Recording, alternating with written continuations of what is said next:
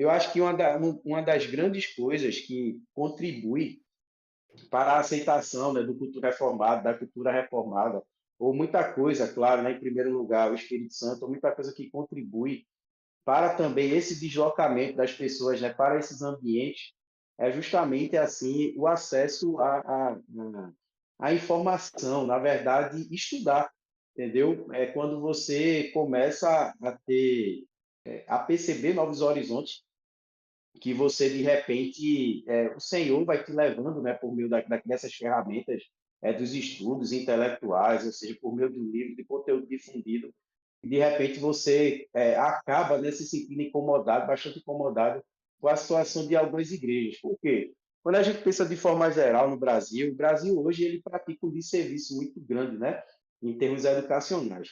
E isso vai se refletir muito nos ambientes eclesiásticos. Logo, assim, as igrejas que elas não promovem tanto o ambiente intelectual, claro, ali andando junto com a piedade, esses ambientes eles são mais lotados, né? E o pessoal são mais atraídos por esses ambientes.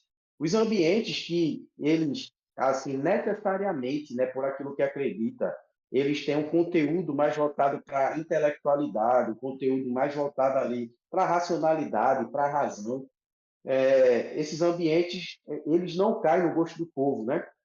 E aí se torna um fator problemático. E é por isso que muita gente estranha. Rapaz, que culto mais frio, que culto mais seco, que pregação assim. Pastor falou, falou, falou, e parece uma aula, não parece um conteúdo de pregação. Eu, quando eu fui, apesar de um culto, assim, eu achar, né, estranho, não achei em nenhum momento que não era bíblico e nem agradável ao Senhor, tudo aquilo me encantou, né? Tudo aquilo me chamou bastante a atenção, o zelo, né? O quanto o culto preza por ter a palavra em cada elemento, a gente conhece muito bem. Então, todo elemento ele é pautado, todo culto ele é pautado pela palavra.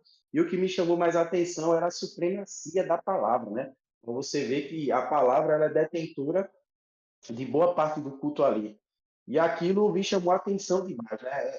Literalmente, pela primeira vez, eu comecei me sentindo alimentado pela palavra do Senhor, me senti sendo edificado, né? Me senti num laço direto com aquilo que era a pregação apostólica, com aquilo que se torna a história da igreja, né? A igreja primitiva, ali tá certo que depois, na Idade Média, a questão fica bem difícil, mas eu senti um elo, né? Como se estivesse num grande coro com os irmãos ao longo da história, dizendo, não, os irmãos vivenciavam justamente isso. O culto que eles prestavam ao Senhor era justamente dessa forma aqui. Claro que uma coisa ou outra era diferente, mas era justamente dessa forma.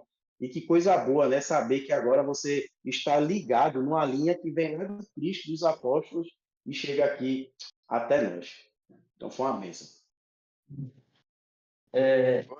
Diante desses problemas aí, principalmente no neopentecostalismo, mas também no pentecostalismo clássico, surge neocalvinistas que vão acreditar que as pessoas, pelo simples fato de serem arminianos, não são salvos. Então, qual é o equilíbrio que a gente pode ter de, sim, debater esses assuntos, dizer que está errado, mas, ao mesmo tempo, saber que eles são irmãos em Cristo? Na verdade, Cauê, até o termo melhor utilizado por essas pessoas são os ultracalvinistas, né?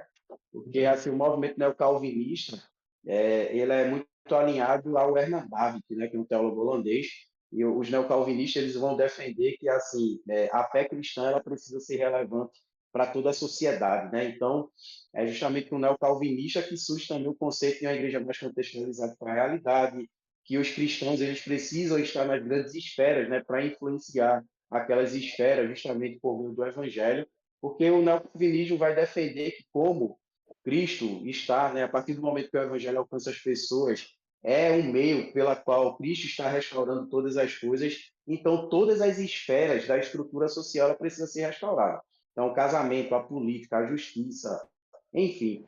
E aí o que é que acontece? Aí surge, né, esses ultracalvinistas aí, alguns denominam também como neocalvinistas, e aí eu estava até conversando com o Matheus antes da live, dizendo que assim a gente precisa tomar bastante cuidado com aquilo que a gente entende como nosso diretório de culto. que ali os teólogos de Westminster trataram, né, que é justamente o culto, ele precisa ser prescrito pelas próprias escrituras, é muito diferente, né, de pensamentos de algumas tradições que dizem assim, tudo aquilo que as escrituras não proíbem, a gente pode colocar como elemento de culto. E aí é justamente nesses contextos que surge teatro, surge muita coisa dentro do culto, né? A gente não, a gente diz assim, ó, tudo aquilo que as escrituras prescrevem, a gente pratica. E aí o que é que acontece? Só que as igrejas, elas são diversas, né? Porque elas são plantadas em realidades culturais bastante diferentes.